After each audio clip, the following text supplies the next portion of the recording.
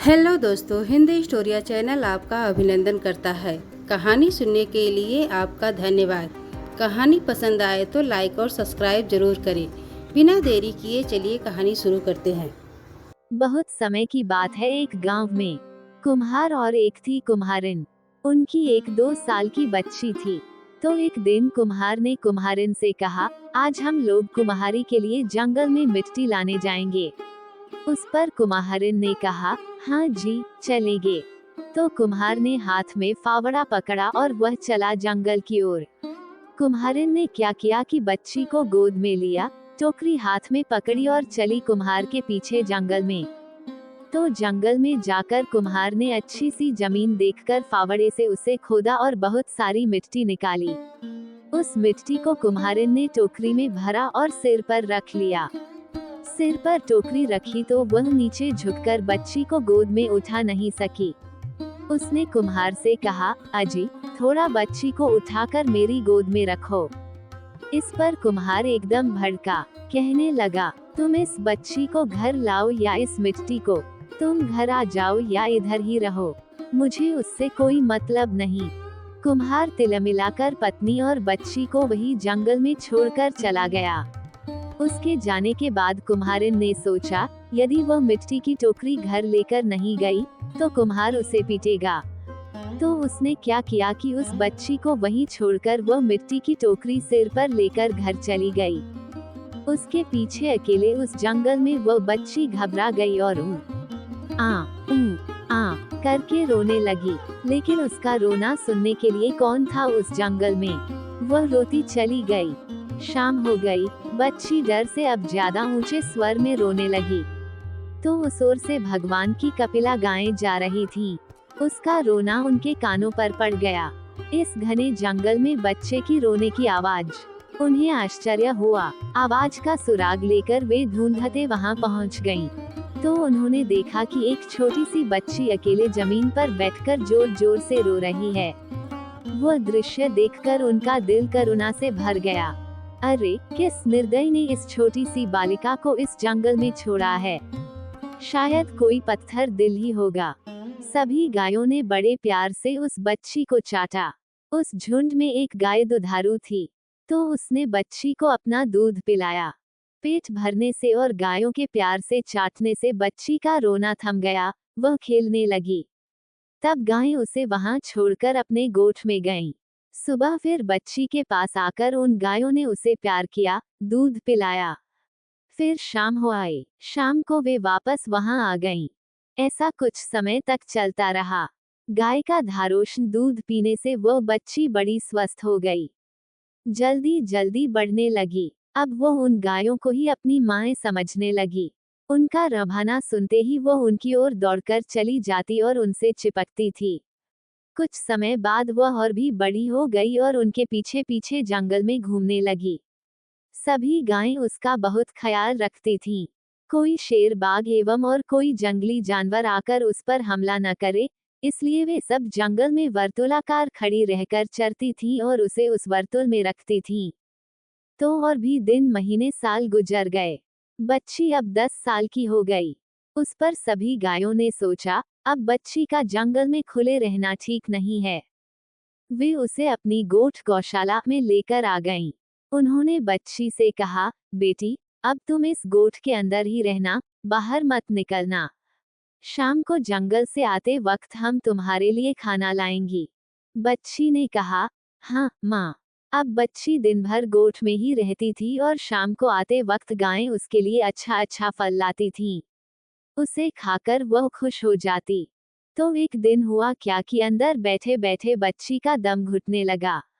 उसने सोचा, कुछ समय के लिए क्यों न बाहर खुली हवा में जाऊं। तो बच्ची गोठ के बाहर खड़ी हो गई। उसी समय उस तरफ से एक राक्षस जा रहा था। उसने उस बच्ची को देखा तो उसके मुंह में पानी आ गया। सोचा, ये बच्ची एकदम कोमल ककड़ी की तरह है। इसका गोश्त खाऊं तो दिल खुश हो जाएगा। कितने दिनों से ऐसा लज्जतदार मांस नहीं खाया है। वह बच्ची की ओर बढ़ने लगा। बच्ची ने अपनी ओर आते राक्षस को देखा तो घबरा गई। दौड़कर गोठ के अंदर चली गई और उसने दरवाजा बंद कर लिया। तब राक्षस क्रोधित हो गया।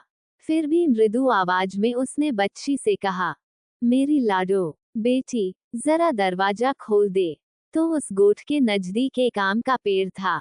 उस पेड़ ने कहा, अरे नहीं नहीं बेटी, दरवाजा नहीं खोलना, राक्षस तुझे खा जाएगा। पेड़ के ऐसा कहने पर राक्षस को गुस्सा आ गया।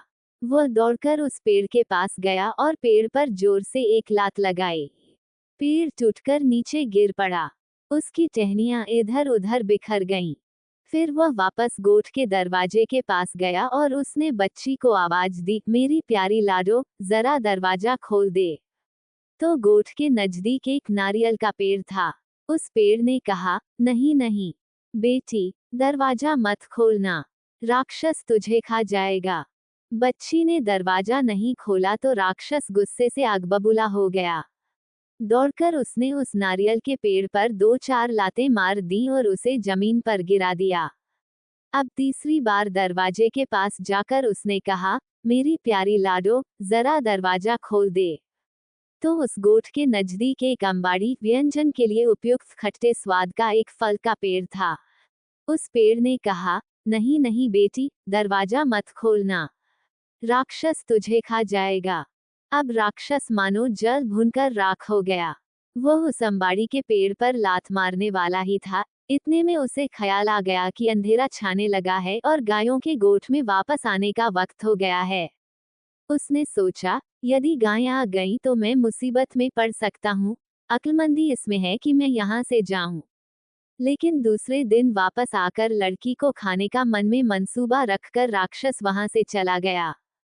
राक्षस के जाने के थोड़ी देर बाद गायें वहां आ गईं।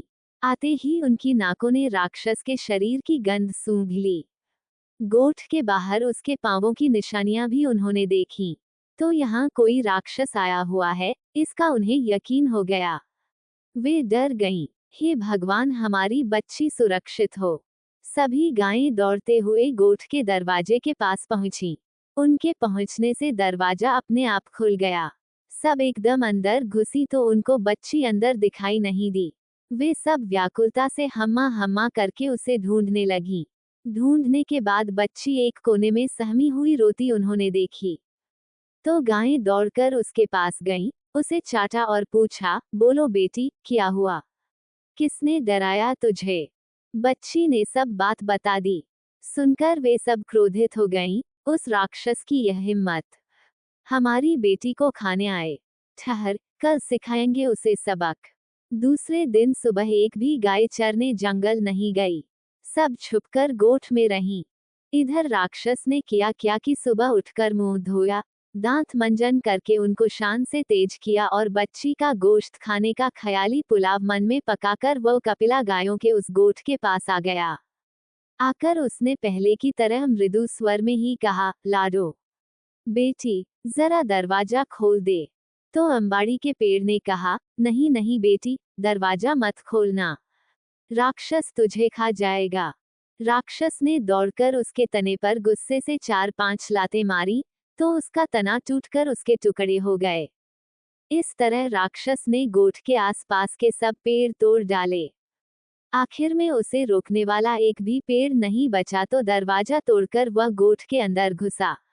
इधर वह अंदर घुसा तो उधर सभी गायें उसके अंदर आने की राह देख रही थीं। उसके अंदर पांव रखते ही जो गाय बच्ची को दूध पिलाती थी, उसने अपना सिंघाड़ा उस पर पहले मारा, बाद में दूसरी ने, तीसरी ने। ऐसा करके सभी गायों ने मिलकर उसकी कमर तोड़ी, हाथ पैर तोड़े और उसको जख्मी करके दूर जंगल में फेंक दिया। जख्मी राक्षस ने सोचा, सिर सलामत तो पगड़ी 50। इसके बाद जीवन में कभी किसी बच्ची का गोश्त खाने की इच्छा नहीं रखूंगा। इधर राक्षस को सबक सिखाकर गायों ने बच्ची से कहा, बेटी, अब कोई राक्षस तुझे सताने यहाँ नहीं आएगा, तुम निर्भय रहो। तो और कुछ दिन सुख शांति से बीत गए। अब बच्ची बच्ची नहीं रही, एक सुंदर सी कन्या बन गई थी। अब उसका डर भी कम हो गया। गायों के जंगल में चरने के लिए जाने के बाद वह गोठ से बाहर निकलती, झरने पर जाकर स्नान करती, पंछियों का संगीत सुनती, पेड़ लताओं पर खिले सुंदर से फूल तोड़ती और उन्हें बालों में लगाती। एक दिन हमेशा की तरह वह झरने पर स्नान करके फूल तोड़ रही थी, तो उस तरफ से उस राज्य का राजकुंवर, जो शिकार के लिए निकला था, एक हिरन के पीछे पीछे दौड़ता वहां पहुंच गया।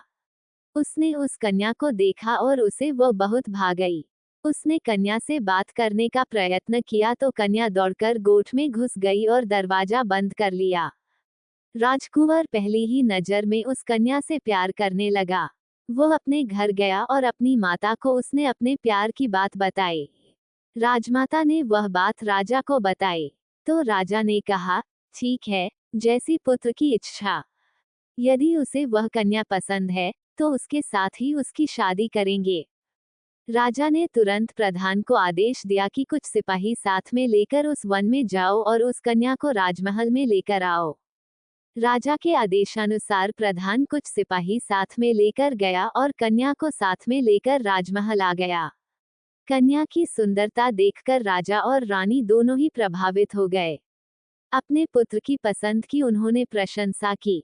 रानी ने तुरंत ही दासियों से कहकर कन्या को सुगंधित तेल और उपटन लगाकर नहलाया, उसे पहनने को अच्छे कपड़े दिए, उसे अलंकार पहनाए, उसके बाल बनाए।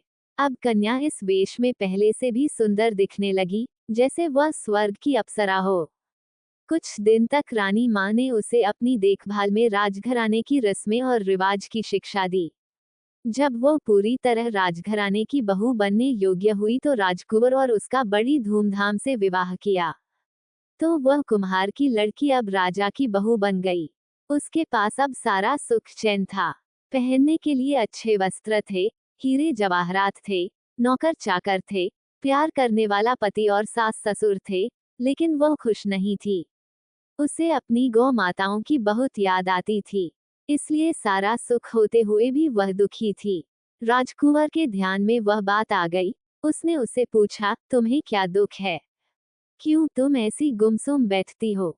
उसने कहा, मुझे मेरी माताओं के पास लेकर चलो। राजकुंवर ने पूछा, कौन है तुम्हारी माता? मेरी माताएं हैं गौएं, गायें। राजकुमार चकित हो गया। उस पर कन्या ने उसे सारी कथा सुनाई। सुनकर उसने कहा, ठीक है, मैं तुम्हें तुम्हारी माताओं के पास लेकर चलता हूँ।